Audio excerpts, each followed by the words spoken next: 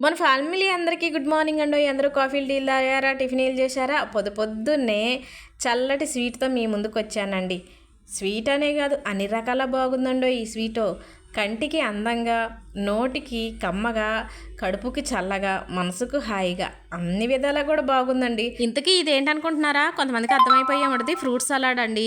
రాత్రి 9:30 ఆ ప్రాంతంలో చేసి ఫ్రిడ్జ్లో పెట్టేశాను. అయితే పగలు ఎండ టైంలో మధ్యాహ్నం అప్పుడు తింటే బాగుండేది, కానీ మనసు ఆగక పొద్దున్నే తింటున్నానండి ఇలా.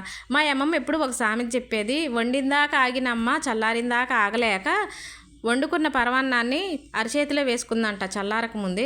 అరచేయి గాలింది కదా అని నోట్లో వేసుకుందంట, నోరు గాలింది కదా అని మింగేసిందంట.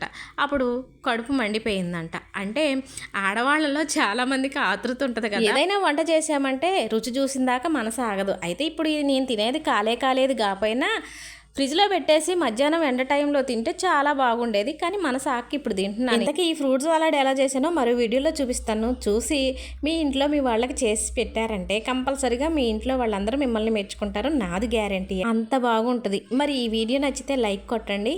ఆ వీడియో కూడా చూసి నచ్చితేనే